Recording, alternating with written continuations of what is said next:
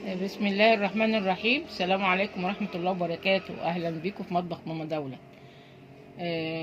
حبايبي، حاجة العيد اهي. أنا ساعة ما عملتها ما لقيتش حد يصورني، كانش بنتي موجودة، فلما جت النهاردة بقى قالت لا يا ماما أنا هعمل لك فيديو. عملت يا حبايبي منين بالعجوة،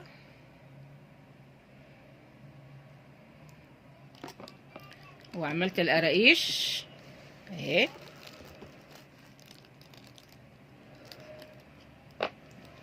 طبعا الحاجات دي كلها انا عاملاها في القناه عندي قبل كده، يعني ايه الطريقه بالتفصيل. عملت البيتوفور يا حبايبي.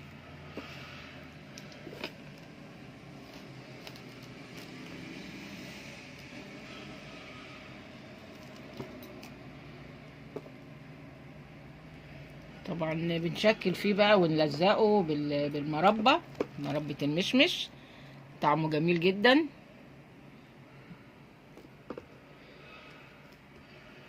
وعملنا بقى ايه الكحك، عملنا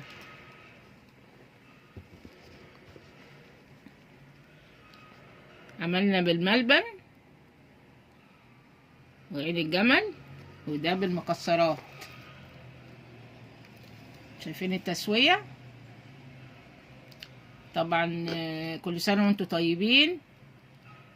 حاجات العيد دي طبعا لازم كل سنة بنعملها، لان الجهاز غالي جدا جدا. ما عملتش بقى البسكوت، هتقولوا لي فين البسكوت يا ماما دولة؟ البسكوت يا حبايبي ما لقيتش حد يدور لي المكنة. الولاد قالوا لا يا ماما هنجيب جاهز ومش مش هندور المكنة. فطبعا الحاجات دي غالية جدا، الكيلو يعني تعدهم على ايديكم طبعا.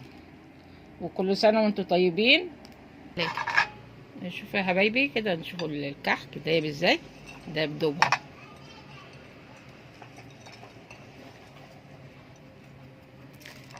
طبعا هنبدره بقى بسكر البودرة. كل سنة وانتم طيبين.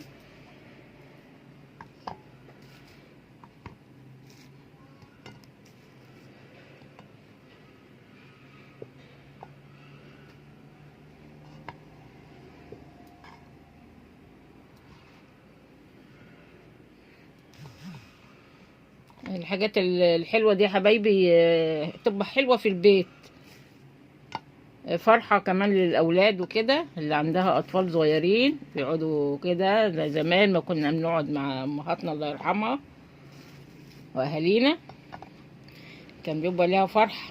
بس كنا بنعمل كميات كبيرة طبعا.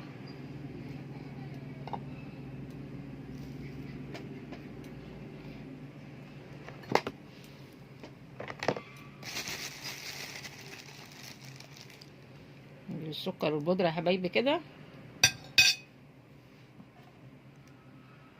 بنقول ايه يا كحك العيد يا بسكويت. شيماء. صح.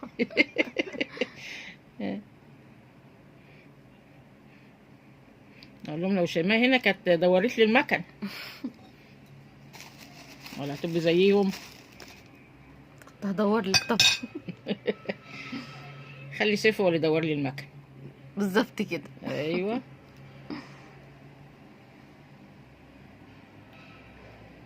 ما شاء الله وشكله تحفه. ايه رايكم يا حبايبي؟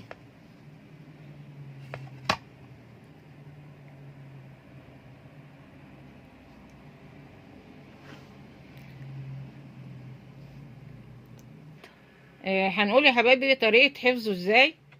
طبعا ممكن تبدروه كله وممكن تبدروا على قد اللي هتستهلكوه.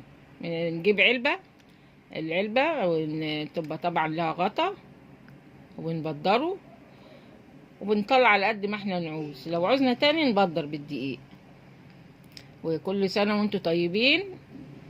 ورمضان خلاص اهو، خلاص يعتبر بكرة الله اعلم بقى، الحد والاثنين ان شاء الله هيبان. كل سنة وانتم طيبين وعيد سعيد عليكم.